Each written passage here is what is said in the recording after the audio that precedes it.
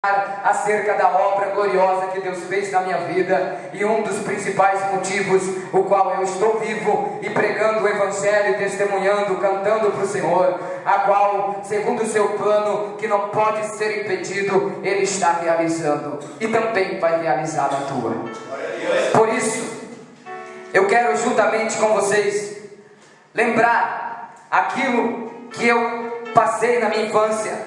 Foi uma infância muito árdua, uma infância muito complicada, distante de Deus, uma infância de rejeição desde o ventre da madre, rejeitado pela própria mãe, mas não esquecido e não rejeitado por Deus, nascido por vontade divina e não por vontade do homem, gerado também por vontade divina e não por vontade do homem, como testemunhava ainda nesta semana, pela quinta-feira, no bairro, aleluia, ali na congregação da Rosa de Saron do bairro. Então Santa Helena ali ouviram a palavra do Senhor, e também parte da minha história não pude concluir lá por causa da limitação do tempo que tínhamos naquela noite. Mas hoje eu quero ser fiel a Deus para entregar tudo a qual Ele me inspirar e colocar na minha boca, porque escrito está: abre bem a tua boca e te encherei. Mas eu quero te dizer com todo respeito à tua alma, porque esta palavra não é só para pregador, esta palavra também é para todo o povo de Deus, que Deus também quer transformar em pregoeiros da mensagem santa e divina do seu Evangelho. Eu quero te dizer que no abrir da tua boca, quer seja para pedir, quer seja para glorificar, quer seja para adorar, quer seja para louvar o nome santo do Senhor, para exaltar e agradecer, enquanto você abre a tua boca, Deus te enche, aleluia, e através do abrir da tua boca e exaltando o nome do Senhor, Ele vai agindo conforme a necessidade da tua vida. Aleluia, toda a glória para Jesus. Então, como eu estava dizendo, meus amados, a minha infância foi muito complicada. Eu fui rejeitado pela minha mãe, que me teve, eu creio que num relacionamento proibido, porque ela não revelou quem era o meu pai, nem para os próprios pais dela, que eram os meus avós, e até hoje eu não sei quem é o meu pai biológico. E Deus, Ele tem o prazer em adotar os órfãos, adotar aqueles que são excluídos pela sociedade, aqueles que são rejeitados dentro da família. Talvez você também no seu passado, ou até os dias de hoje, é considerado uma ovelha negra no meio da família, é considerado alguém que nunca vai dar em nada, é considerado alguém que nunca vai ter um futuro próspero ou de vitória, é considerado alguém que tem um relacionamento ímpar com as pessoas, é considerado alguém que nunca vai ter sucesso. E assim também eu fui criado pelos meus próprios avós, porque a minha mãe, depois de ter me tido, mesmo não querendo, ela veio a casar-se, e depois de ter se casado, o seu casamento não foi feliz, porque nenhum casamento fora da presença de Deus é verdadeiramente um casamento feliz. Pode ter dinheiro, pode ter empresa, pode ter ouro, pode ter prata, pode andar de carro novo, pode ter os melhores móveis dentro de casa, mas se não tiver a presença de Deus, não há felicidade, não há alegria, não há harmonia, não há diálogo, não há relacionamento puro, nem sinceridade. Do contrário, o vício entra, a maldição entra, a macumba pega, as obras do diabo entram, a traição entra, a infidelidade entra, e por fim, quase que sempre, são poucos que não terminam na separação, e alguns até, o final é trágico, é morte, é suicídio, é depressão, é doença, é enfermidade, porque aonde a presença de Deus não está, quem rege a vida daquela pessoa é o próprio inimigo da sua alma. Então, ali, no casamento da minha mãe, por não ter Jesus, eles se embriagavam, eram viciados em alcoolismo, e brigavam muito. Os motivos eu não sei, eu lembro que eu era muito pequenino, e presenciava brigas e agressões de um para com o outro, e chorava muito. Esse casamento, ele veio a findar-se numa separação, e esta separação trouxe à minha mãe um aprofundamento no alcoolismo, de tal maneira que ela veio a falecer aos seus 25 anos de cirrose. Eu tinha apenas 7 anos quando ela partiu. Eu me lembro quando eu chegava próximo ao caixão no seu velório e não conseguia chorar nem derramar as minhas lágrimas, porque eu não tive o amor de mãe, como talvez ela desejasse dar, e talvez como ela não conseguiu me dar, porque não tinha o verdadeiro amor na sua vida, porque o verdadeiro amor só está em Jesus Cristo. Então, eu fui criado pelos meus avós, e muito mal criado. Fui criado abaixo de laço, abaixo de pancadas. É verdade que às vezes os nossos filhos, às vezes merecem um castigo mais duro, mais severo, mais rígido, mais radical, pela atitude que eles tomam errada diante daquilo que a gente ensina. E é bíblico, porque o que retém a sua vara aborrece o seu filho, mas o que o ama ao seu tempo o corrige. Mas eu quero lembrar que a minha avó, meu avô não conheciam Deus, e eles estavam me criando segundo aquilo que eles tinham aprendido dos seus pais, que também não conheciam a Deus, não conheciam a Bíblia. Então, às vezes eu apanhava merecendo, mas às vezes não merecia e apanhava do mesmo jeito. E isso veio me dar uma criação muito revoltada e muito violenta. Eu só fui estudar porque a madrinha, que é chamada lá fora, e hoje, pelos crentes, é tido como testemunha quando se apresenta uma criança a Deus. E o verdadeiro nome é testemunha. Então, ela lembrou que eu tinha que estudar. E como ela era merendeira de uma escola, ela conseguiu para mim uma vaga, e eu já tinha 7 anos, eu já devia estar na escola. Há 1 ou há 2 anos atrás, no jardim, no pré. Eu fui direto para a primeira série do primário. E ali eu me destaquei, por graça de Deus, como um aluno muito inteligente, que aprendia fácil a matéria, e que até mesmo ajudava a professora a ensinar os outros colegas que tinham dificuldade. Mas eu tinha um comportamento muito rebelde e muito violento com os meus colegas. Eu tinha atitudes muito violentas, e isso trazia castigos, e isso trazia resultados de mau comportamento, e que vinham até mesmo interferir na minha educação. Eu fui criando-me de uma maneira no meio da violência, e no meio de muita tribulação, de muito tormento, e de muita opressão, e de muita maldição, através das próprias palavras que os pais, que eram os meus avós, proferiam contra a minha vida. Às vezes não temos o cuidado com o que falamos, e as nossas palavras no futuro, bem próximo, vai surtir o efeito que nós lançamos contra os nossos filhos. Quer seja a palavra de bênção, filhos serão uma bênção, mas se forem palavras de maldição, pode se preparar para sofrer muito, porque as tuas palavras de maldição vão também ter um efeito na vida dos seus filhos. Que Deus guarde a tua boca e a tua língua, e que por mais que o seu filho faça coisas erradas, que as tuas palavras só sejam de bênção para a vida dele. Eu cheguei aos 16 anos, e aos 16 anos eu fui me envolver com a droga. Eu conheci a droga e fui viciar rapidamente no uso da droga chamada maconha.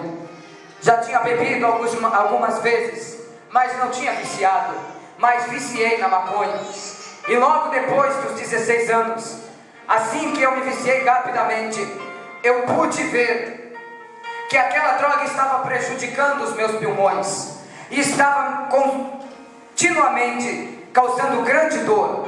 E eu vinha saber de uma congregação que veio abrir naquela cidade, a qual Deus, por mãos dos seus servos, que ali pregavam o Evangelho com ousadia e com autoridade no Espírito Santo, estava fazendo maravilhas, aonde demônios se manifestavam, aonde enfermidades eram curadas, e aonde almas estavam se convertendo a Jesus.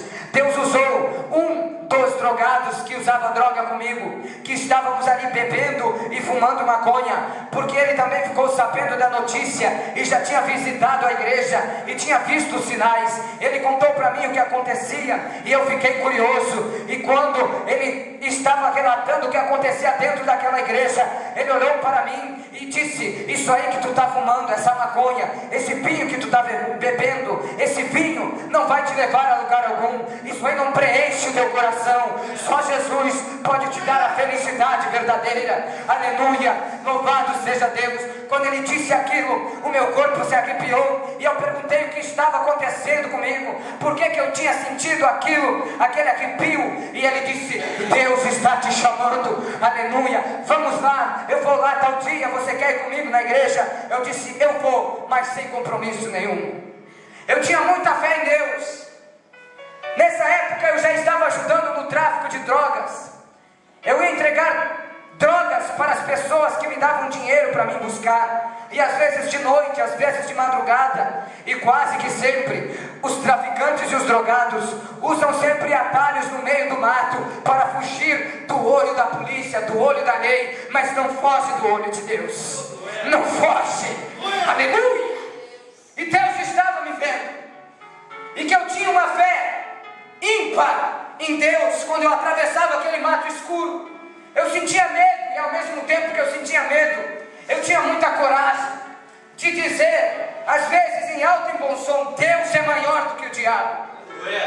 Deus é maior e eu vou atravessar esse mato, porque Deus é maior do que o diabo.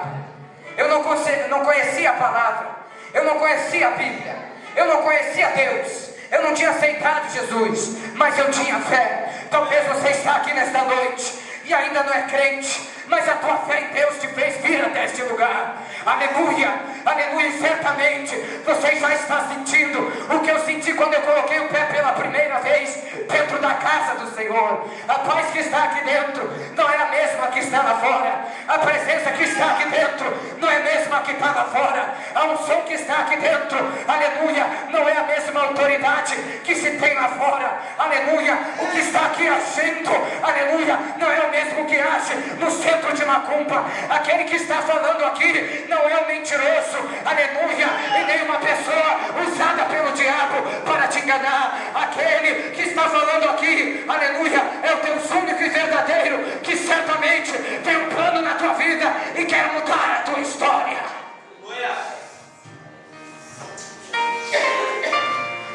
Quando eu entrei naquela igreja, pela fé que eu tinha em Deus, porque uma vez eu também me prostrei diante de imagens, pedindo ajuda, assim de vela. Eu era tão rebelde que a catequese não conseguiu me segurar. Eu incomodei tanto na primeira Eucaristia, que as professoras desistiram de dar aula. Eu lembro que elas queriam fazer um teatro sobre Jesus, e que tinha uma coleguinha minha, nós éramos crianças, e ela ia fazer o papel da Maria e eu do José, e volta e meia eu escabelava ela no meio da aula. Aleluia. As circunstâncias da vida, para tudo Deus tem um propósito. Deus desde a minha infância estava mostrando em cada momento que só Ele era Deus. Só Ele é o Senhor, somente Ele. Quando eu entrei dentro da igreja, eu escutei uma pregação, como você já deve ter escutado, ou talvez nesta noite está escutando, que só Jesus Cristo era o caminho e a verdade e a vida, e que tudo lá fora ia passar, e que Jesus ia voltar a buscar a sua igreja, e que só iria para o céu, conforme na Bíblia está escrito, aleluia, aqueles que aceitam Jesus como Senhor e Salvador, e mudam de atitude, mudam de vida, por fé no seu Evangelho. E eu via saber também naquela mensagem, que quem não acreditasse, não cresce em Jesus, não ia aceitá-lo, e muito menos iria se batizar na igreja, mas ia ter um dia que se apresentar perante Deus, para prestar contas das suas obras. Aleluia. E se não aceitasse, não se convertesse, aleluia, ia ser triste o seu final. que verdadeiramente existia o inferno, e também verdadeiramente existia o lago que arde em fogo e enxofre, e que foi preparado para o diabo e seus anjos, e também aqueles que não acreditam em Jesus e não querem aceitá-lo. E eu temi, porque eu tinha fé em Deus, por mais que não era crente, e eu raciocinei, como você está raciocinando agora, e disse comigo mesmo: para o inferno eu não quero ir. E já que tem que aceitar Jesus, eu vou aceitar Jesus. Quando o pastor fez o apelo, vai ser feito nessa noite, para quem quisesse reconciliar-se, estivesse distanciado, desviado, afastado, parado, caído nos caminhos do Senhor. E para quem quisesse aceitar Jesus como Senhor e Salvador, eu era um dos primeiros a estar lá na frente. E quando eu aceitei Jesus, depois na oração, eu falei com o pastor que achara muito bonito o dom de cura, porque eu vi o pastor sendo usado para curar as pessoas, aleluia, que estavam enfermas. Enquanto ele orava, Jesus curava. E ele disse: tu quer receber o dom de cura? Eu disse: não, pastor, eu quero ser curado.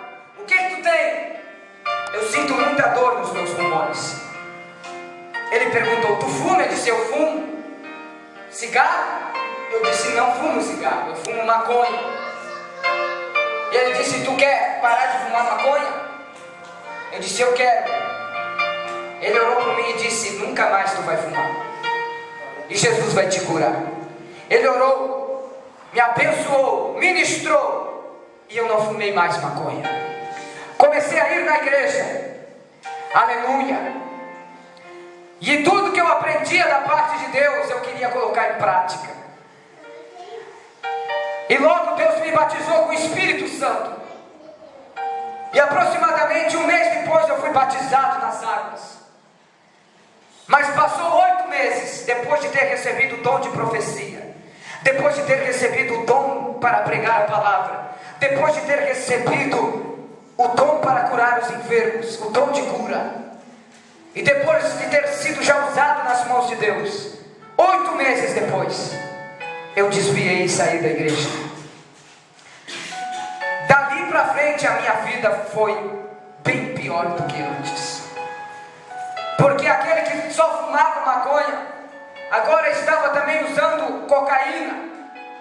Aquele que trabalhava, agora não conseguia mais parar de serviço nenhum, e já nem tinha mais vontade de trabalhar.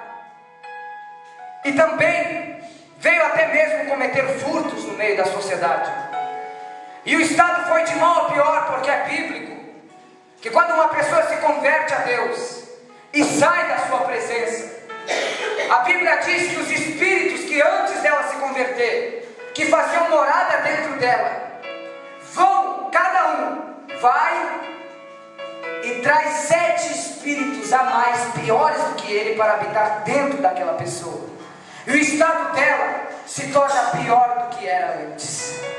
E assim aconteceu comigo. Agora, eu já estava num relacionamento com a minha esposa, e nós já tínhamos uma filha, e ela se converteu a Deus, e ficou firme na presença do Senhor, e não saiu mais até o dia de hoje, graças a Deus. Mas eu tentava voltar e não conseguia, eu tentava firmar e não conseguia, porque eu me tornara, depois de desviado, além de uma pessoa inconstante, que não perseverava na presença de Deus, uma pessoa muito ciumenta, uma pessoa muito desconfiada, uma pessoa covarde, uma pessoa muito violenta, uma pessoa carnal, uma pessoa que causava danos morais nas outras pessoas. Aleluia! Eu quero que você feche os olhos agora. Feche os olhos, levante a sua mão. Eu quero, em nome de Jesus Cristo, repreender toda a hoste do inferno. Aleluia! Eu quero agora, em nome de Jesus Cristo, ordenar aos demônios que tentam impedir que estes testemunhos sejam contados. Não é a primeira vez que eu os repreendo e não aceito que vocês venham interferir na reunião a qual o Senhor preparou para que eu testemunhasse. Aonde houver uma atuação demoníaca, até mesmo contra as crianças aqui presentes, eu vou dizer uma vez só: saia! Glória a Deus. Meus amados, a minha esposa sofreu demais. Imagina, e tem crente assim dentro da igreja, uma pessoa que vai na igreja, que conhece a palavra, já aceitou Jesus, já é batizado nas águas, e não tem confiança na sua esposa, não tem confiança no seu marido, não tem confiança na pessoa que Deus colocou do seu lado. Ela não podia olhar para ninguém, não podia dar oi para ninguém, não podia conversar com ninguém. Se eu estivesse perto, era a briga na certa. Ela apanhava na rua às vezes. E essa vida covarde que eu levava veio a fadigar ela de uma tal maneira que chegou a um certo ponto que ela não aguentou mais, que ela disse: chega, depois de ter me dado muitas oportunidades para me mudar, muitas, não poucas, ela e Deus também, e eu nunca mudei, só para pior. E chegou um momento que ela disse: basta, ou Deus muda esse homem, ou eu não quero mais ele na minha vida. Ela foi morar com a sua mãe, como ela tinha feito muitas vezes já, e não me aceitou mais daquele jeito. Eu vinha e fazia promessas como antes e já não adiantava mais. Ela tinha caído tantas vezes na minha conversa que agora ela não acreditava mais, até que ela não visse uma mudança de verdade. Então eu achei por direito de ameaçá-la até mesmo de morte, além de cair na gandaia, como se diz na linguagem de hoje, além de ir para os bailes, para as boates, além de ir para a prostituição e de se aprofundar ainda mais nas drogas que agora também estava usando, não só maconha, cocaína, mas também o crack, que é uma droga que está aí destruindo por enquanto a nossa juventude, que Deus vai realizar um grande avivamento e vai tirar eles de lá, como já fez comigo e com muitos. Aleluia, eu creio nisso. E Deus, aleluia, aprovou a atitude dela, de maneira que ela permaneceu perseverante e firme na oração. E eu cada vez mais se perdendo, a ponto de estar envolvido mais profundamente no tráfico de drogas da cidade. Aleluia, a cidade a qual eu residia é próxima daqui à cidade de Guaporé. Eu vim às vezes para Bento Gonçalves buscar droga para vender lá. Eu vim às vezes buscar droga aqui para usar lá, porque aqui a cidade é maior, então se consegue uma quantidade maior por um preço menor. E eu fazia isso e muito mais, porque uma pessoa que está no mundo, ainda mais se é conhecedor da palavra, o inimigo não vê a hora de destruir a sua vida e levar a sua alma para o inferno, porque se ele não conseguir fazer isso, Deus vai levantar esta pessoa e ela vai causar muito dano para o inferno e vai ganhar muitas almas para Jesus. Aleluia. Você já deve saber alguns testemunhos, como eu sei, de pessoas que saíram e não tiveram a oportunidade que eu tive. Uma porque não tomaram a atitude que Deus queria que eles tomassem, e outra que possivelmente não tinha ninguém intercedendo por eles o suficiente para Deus dar mais uma chance, como aconteceu comigo. A minha esposa, ela não me queria mais, mas ela não foi atrás de outro homem. Aqui está uma lição para todas as mulheres de Deus presentes nesta noite. Você quer uma mudança no teu casamento, ou homens que estão agora pelejando pelo seu casamento, pela sua esposa, você quer uma mudança na tua vida conjugal, mas eu quero te dizer que a solução não é desistir do teu casamento. Ela se afastou de mim e não me aceitou mais, mas ela não desistiu do casamento, ela não desistiu da promessa, ela não desistiu de orar por mim e não desistiu de crer que Deus ia mudar a minha vida. E outra, não foi do dia para a noite, não. Ela passou aproximadamente 2 anos orando para Deus me mudar. Não é às vezes uma semana como você pensa, não é 3 dias de campanha como você pensa, talvez não é um mês como você pensa, talvez vai 2 anos e pode ir até mais. Mas com certeza a tua vitória será maior do que a tua luta, como foi na vida da minha esposa. Aleluia, louvado seja Deus, louvado seja o nome do Senhor. Aleluia, eu gostaria que ela estivesse aqui para dizer da sua própria boca o que Deus fez na vida do seu marido. Aleluia, louvado seja o nome do Senhor. Deus mudou. Mas como é que Deus mudou? Você está curioso para saber? E eu vou te contar. Meus amados, eu passei a perseguir ela e ameaçá-la de morte. Ela ficava trancada na sua casa quando não estava na igreja ou trabalhando, com uma corrente grossa, grande, e um cadeado grande também, porque a qualquer momento eu podia chegar para fazer alguma coisa de ruim para ela. Porque uma das vezes que eu consegui entrar, eu agredi ela de uma tal maneira que ela teve que ir trabalhar com os 2 olhos roxos.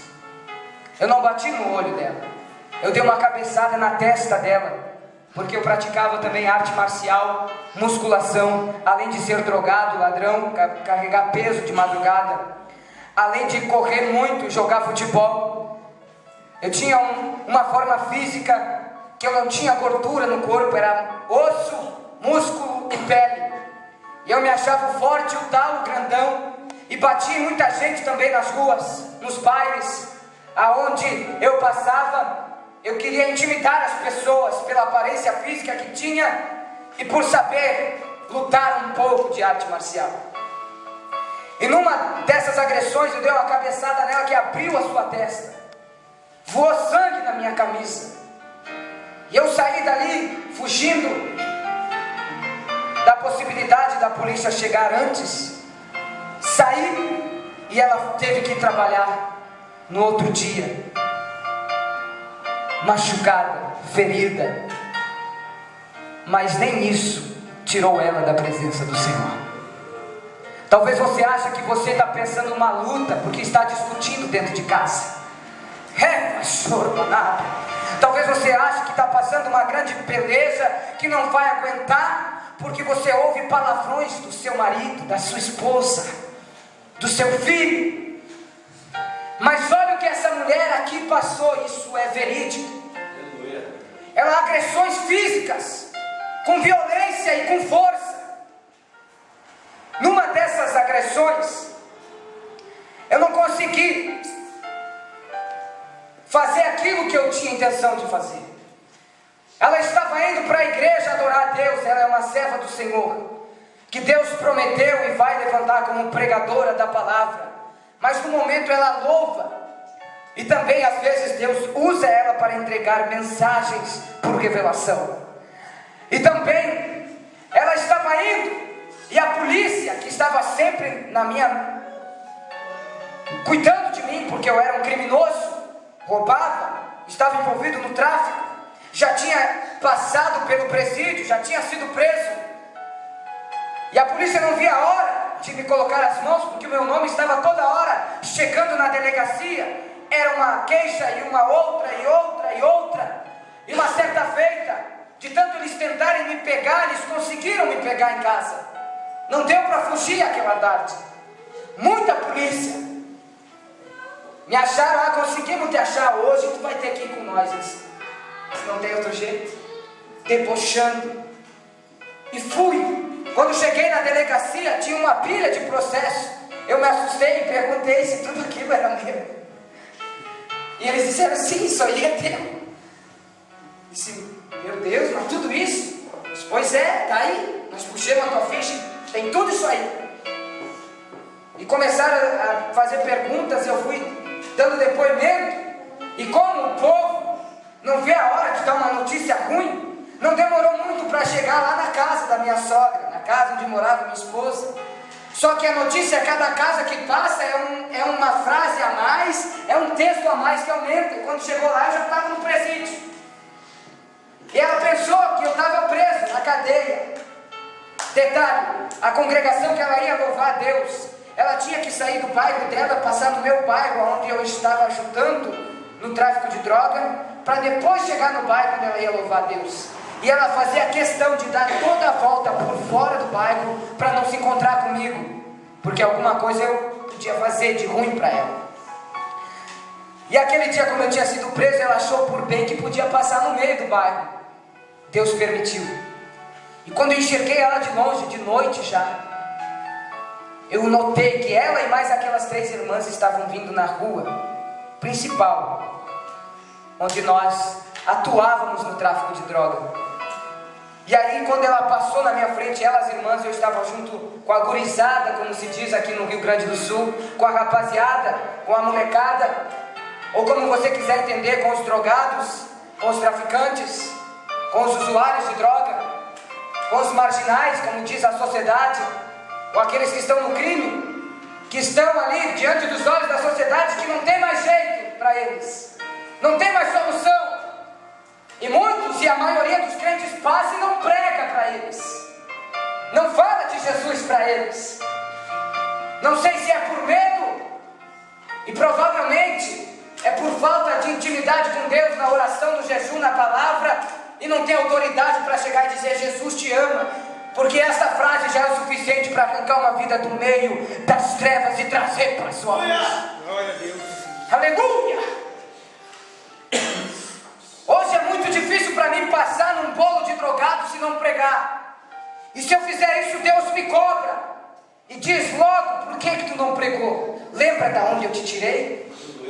E Deus me faz sair de madrugada, às vezes sozinho, subir no monte. Não precisa, com todo respeito ao pastor, ou se há mais algum pastor aqui, não precisa o pastor estar junto para você ter intimidade com Deus. Não precisa o pastor convocar você para você ir para o monte orar. Não precisa.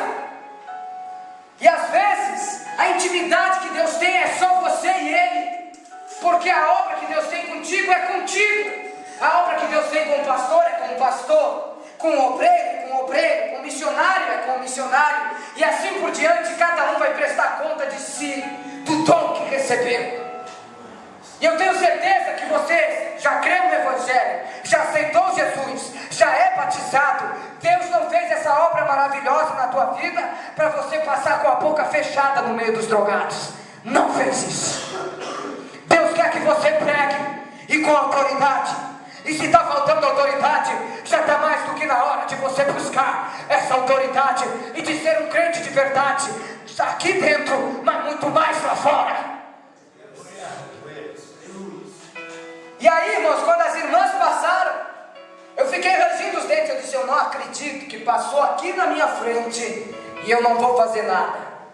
Eu era muito vingativo, muito violento, olhava de atravessado, tinha atitudes de maldade e de ódio. Eu disse: não, vou fazer alguma coisa, não vai ficar assim. A gurizada começou a dizer: ô, deixa quieto, me chamavam pelo apelido, Pretinho.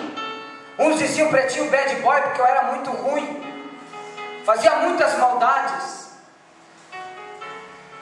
Deixa quieto, vai se incomodar. Eu dizia: eu não quero saber, cala a boca, eu vou ir atrás dela e ela vai ver. Eu vou fazer alguma coisa. Peguei a faca que eu cortava os tijolos de maconha, botei na cinta. Peguei a bicicleta que era roubada e fui atrás das irmãs. Quando eu consegui alcançar elas, elas já estavam no meio da escada que ligava o meu bairro com a congregação, no bairro da congregação que ela ia louvar a Deus. Não persiga, crente.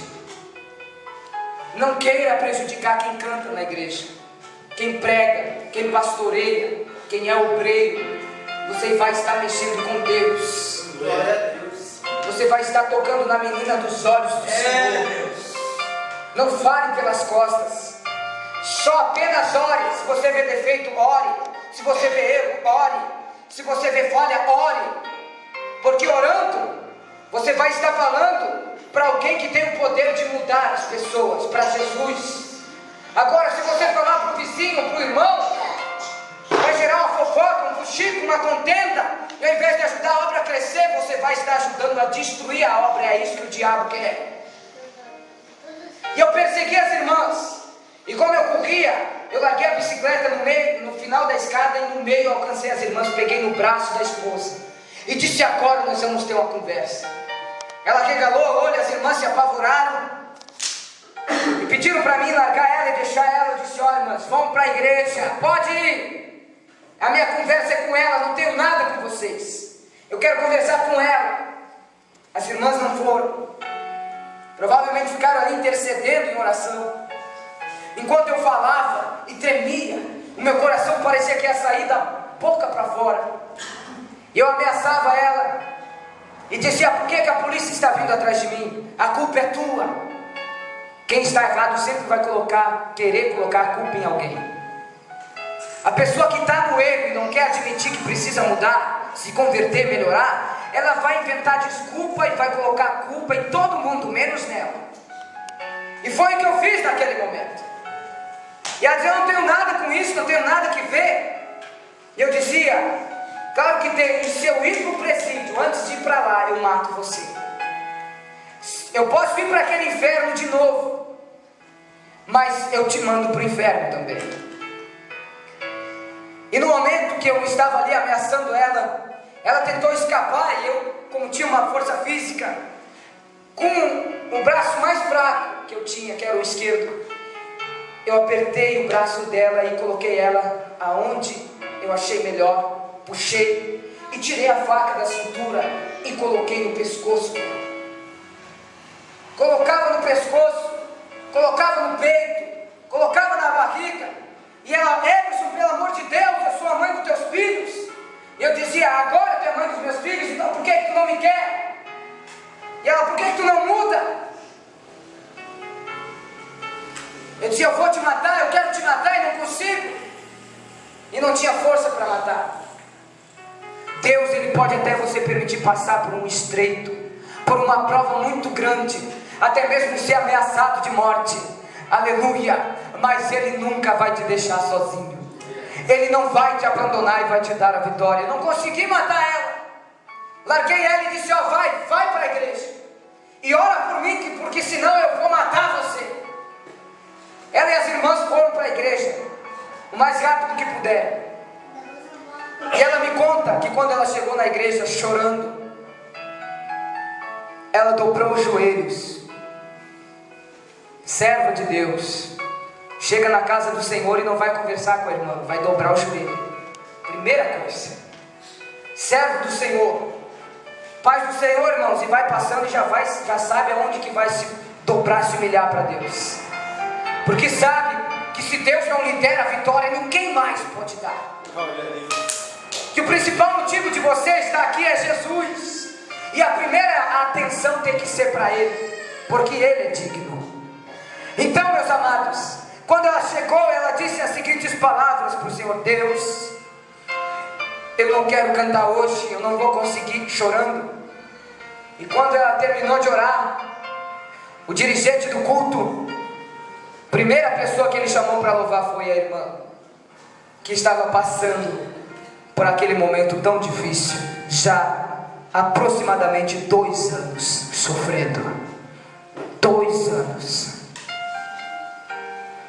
E quando o irmão a chamou, ela não conseguiu dizer não para Deus, porque Deus, Ele tem prazer naquele que adora no meio da luta, no meio da prova, no meio da dificuldade, na hora que está no limite das suas forças, ainda puxa a força de onde não tem e adora a Deus. Ela foi cantar para Jesus e não conseguiu cantar o hino inteiro e só chorava. Aproximadamente uma semana, no máximo 10 dias depois, aqueles que atuavam comigo no tráfico, no furto, no uso das drogas, foram subornados, eu não sei de que forma, se com dinheiro ou se com outras coisas. Sei que eles foram subornados provavelmente, ou me odiavam demais e se fizeram de amigos por muito tempo comigo. Eu tinha praticado um furto que tinha me rendido um dinheiro razoável. Daquele dinheiro eu paguei o que devia aos traficantes. E daquele dinheiro eu comprei mais maconha, mais cocaína e mais crack. E daquele dinheiro eu levei um valor insignificante para os meus filhos, que agora já eram 2, para ajudar, e mais uns presentinhos. E depois disso eu passei a usar drogas 2 noites e 2 dias seguidos sem dormir. Não comia, não tomava banho, não fazia nada, só usava droga. E você está vendo muito jovem assim por aí, no teu bairro às vezes. No seu carro você olha e vê os jovens de um estado que te apavora, sujos, magricelos, machucados, com os olhos estanhados, parecendo que vai sair para fora da cabeça, procurando uma oportunidade de conseguir, nem que seja R$5 ou R$10 para fumar mais uma pedra de crack. E você não consegue parar o carro e sair de dentro e falar do amor de Jesus. Afinal de contas, o seu trabalho para você é mais importante. Afinal de contas, os seus afazeres é mais importante. Lazer para você é mais importante. Mas o Senhor disse que uma alma vale mais do que o mundo inteiro. Deus, Ele está procurando nesta última hora pessoas que verdadeiramente entreguem a sua vida, corpo, alma e espírito pela sua obra missionária. E certamente Ele está, aleluia, com todo o desejo que Ele tem de suprir toda e qualquer necessidade de quem quiser fazer isso para a sua obra, aleluia, em prol do seu plano. Deus está procurando homens e mulheres de coragem, aleluia, para anunciar o seu evangelho aonde Ele mandar. E ali, irmãos, chegaram esses 2 amigos e disseram para mim desta forma. Eu já ia para a 3ª noite sem dormir, já tinha escurecido. Ei, fulano, vamos na casa da tia fumar maconha? E eu disse, já estou indo.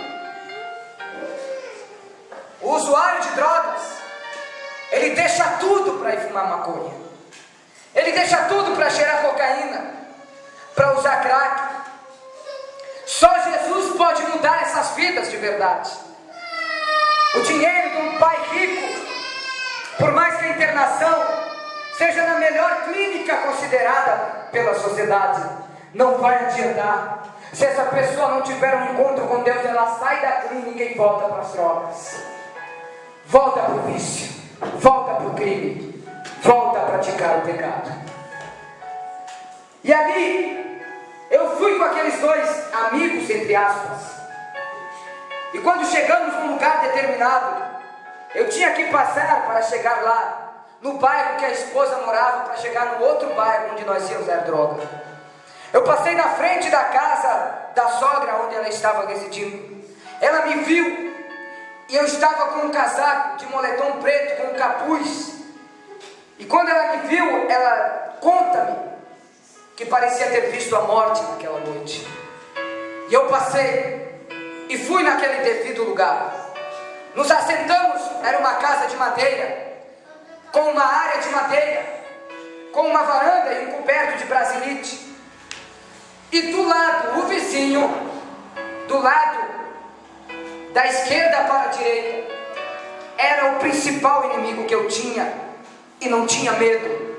Este homem, ele estava armado, porque estava sendo ameaçado por mim de morte, e já tinha avisado a polícia que eu queria matar ele. Ele estava armado, e eu sabia, mas eu era tão orgulhoso, cheio de ego, se achava tanto o forte, o tal, que surrava, que batia e acontecia, que eu nem me preocupei em comprar um revólver, nem estava aí em usar uma faca na cintura. Eu queria matar ele com as minhas próprias com a habilidade marcial que eu sabia. O meu desejo era matar ele a soco, de tanta maldade que eu tinha dentro de mim. E mesmo assim, sabendo que ele estava armado, eu sentei de costas para a casa dele. E não me preocupei com ele. Me preocupava com a droga que ele não estava ali para usar. E eu vi que aqueles dois que foram me buscar, eles começaram a usar maconha, um baseado muito grande, que é chamado pelos drogados uma bomba, um baseadão, e não chegava em mim. E eu, como era muito violento, muito metido, que intimava tudo e a todos para vir para a briga, vir para o braço, eu olhei para eles de atravessado, e aquele olhar deles de deboche me incomodou, e eu disse: e aí, essa maconha não vai chegar aqui? Quando é da minha droga, vocês usam. E por que vocês não estão passando para mim? Eles, com aquele olhar de deboche, diziam: calma aí, pretinho, já vai chegar aí. Eu disse: então passa de uma vez. A droga chegou. Quando eu soltei a droga, eu senti na minha volta o ar esfriar. Era uma noite quente, mas não tinha vento. E eu senti o clima se esfriar no mundo espiritual. Se esfriou, congelou tudo. E eu senti a maldade no ar. E nos olhos dele eu pude perceber muito deboche. E eu fiz uma pergunta desconfiada, dizendo: e aí, o que está pegando? Eles disseram: não, nada, fulano. Aqui tu está em casa. Eu disse: mas eu não me sinto em casa.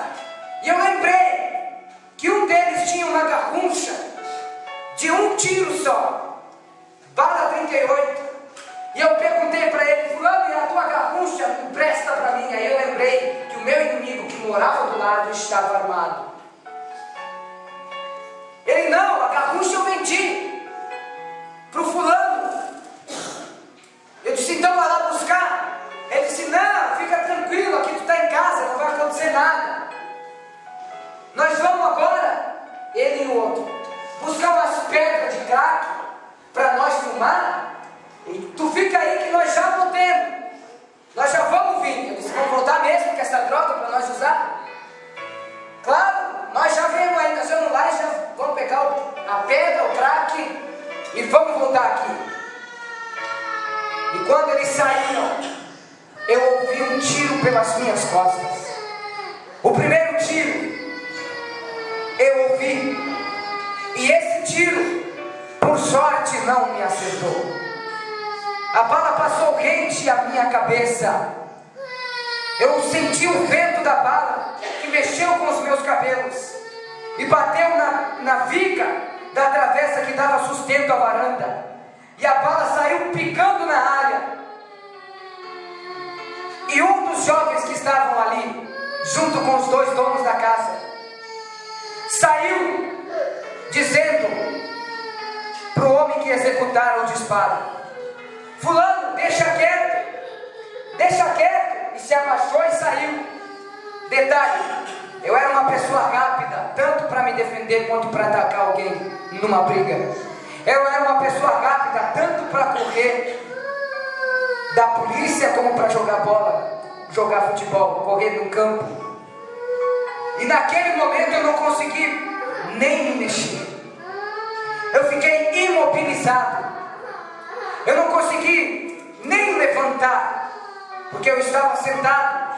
Eu não senti medo e não consegui me mover do lugar. Então eu ouvi o segundo disparo.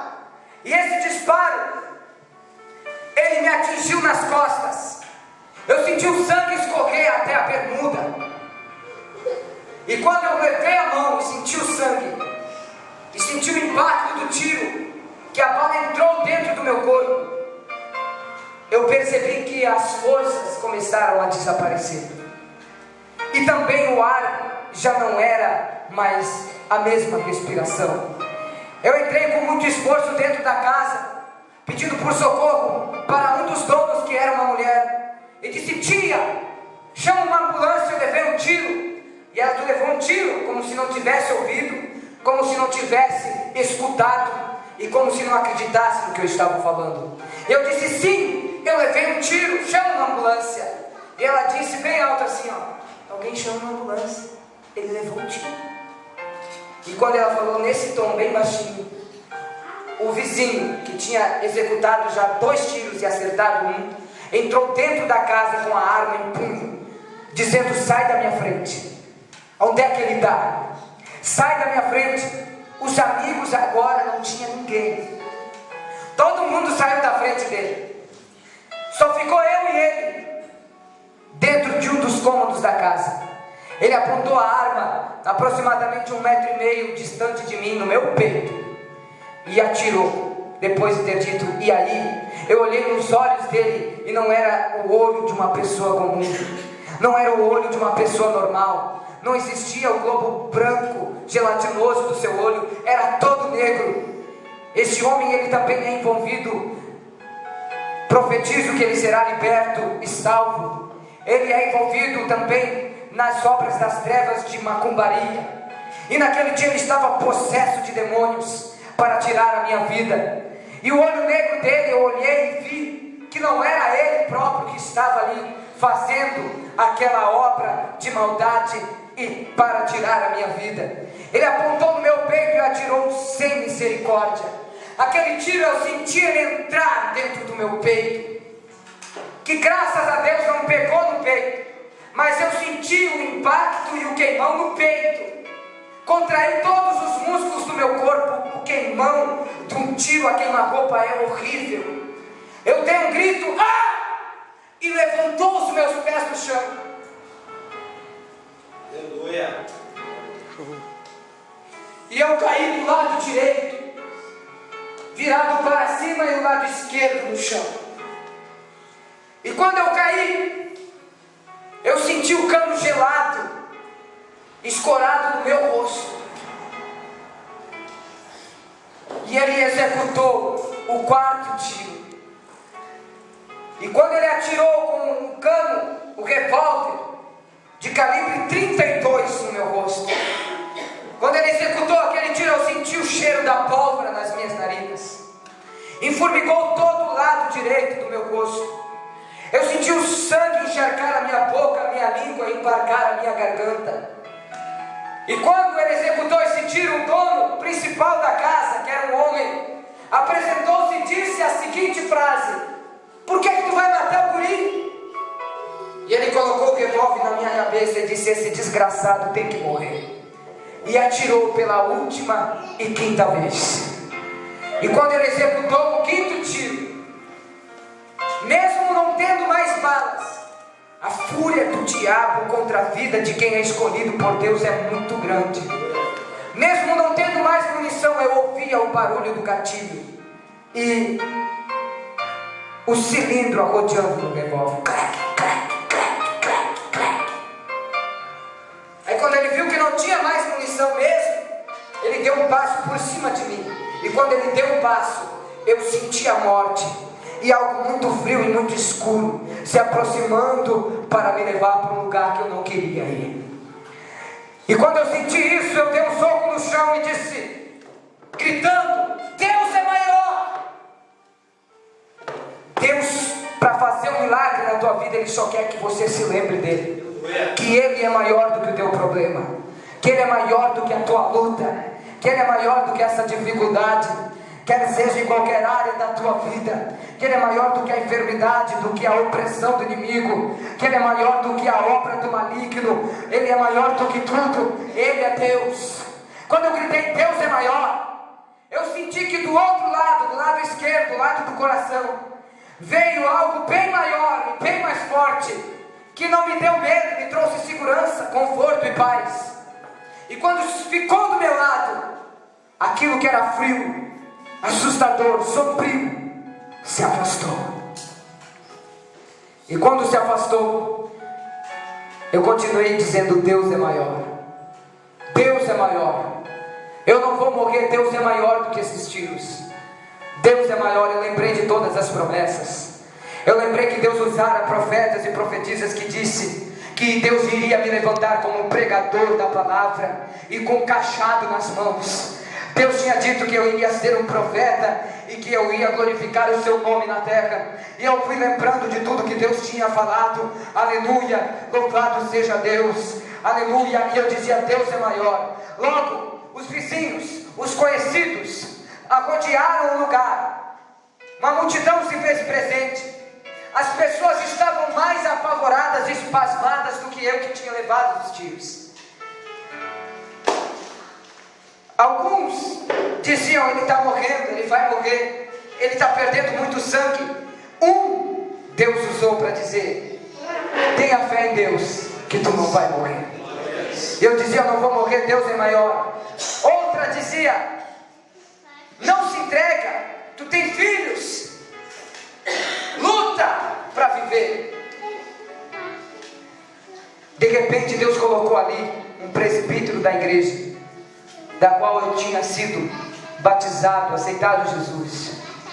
Ele veio ali, eu agarrei na barra da calça dele e ele dizia: Everson, tu sabe do que Deus tem te falado, tu sabe que Deus tem na tua vida. Eu dizia o nome dele e dizia: eu não vou morrer, Deus é maior, eu vou viver, Deus é maior. A ambulância demorou aproximadamente meia hora para vir me socorrer. Eu fiquei agonizando aproximadamente meia hora, lutando para respirar, lutando para não desmaiar, lutando para sobreviver. Mas não era a minha própria força que estava me dando vida, certamente era a força de Deus, pela fé em Jesus Cristo, que estava me sustentando vivo ali. A polícia não quis me levar para o hospital. Os vizinhos que tiram o carro não quiseram me colocar no seu carro. A polícia não quis me botar porque ia sujar a viatura. Os vizinhos, provavelmente porque também não gostavam de mim, e porque provavelmente tudo estava já planejado, só eu não sabia que aquilo ia acontecer. Ninguém quis me levar. A ambulância principal estava viajando, e a ambulância mais velha, que tinha duas, ela estava cheia de entulhos, parada no canto do hospital. Até eles se esvaziarem, prepararem ela, demorou muito tempo para vir me buscar. Eu fiquei ali lutando, com a graça de Deus. Quando a ambulância chegou, eu me entreguei nas mãos de Deus e pedi oxigênio. Quando eles colocaram o oxigênio, eu fechei os olhos, acordei aos berros no hospital. Ali já estavam os parentes, já estava ali também a mulher de Deus que estava orando por mim, minha esposa. E eu fiquei inconsciente. Eu lembro que eu gritava e o meu corpo tremia muito, contraía todos os músculos, os olhos viravam para trás, já querendo ir para o outro lado. O médico dava tapa no meu rosto, de um lado e de outro, e dizia: não se entrega, e fazia perguntas para mim. Eu conseguia falar e responder ele. E no dado momento que eu fiquei inconsciente, sem eu saber, isso a minha esposa me conta, que eu comecei a gritar pelo nome dela. E ele perguntou quem era. Os parentes disseram que era a mulher. Ele chamou ela para falar em particular e disse: olha, ele tomou tantos tiros nesses lugares, nós vamos ter que enviar ele para Caxias, porque em Passo Fundo não tem vaga na UTI, que é mais perto. Então nós temos que enviar ele para Caxias, é urgente, ele vai ser enviado agora. Só que eu vou te dizer uma coisa: ele não vai chegar lá vivo, ele não vai sobreviver. Se prepare, porque ele vai morrer. Não tem como sobreviver o lugar que ele levou os tiros, não tem como. E se ele ficar vivo, ele não vai prestar para mais nada. O tiro que ele levou nas costas foi muito perto da coluna,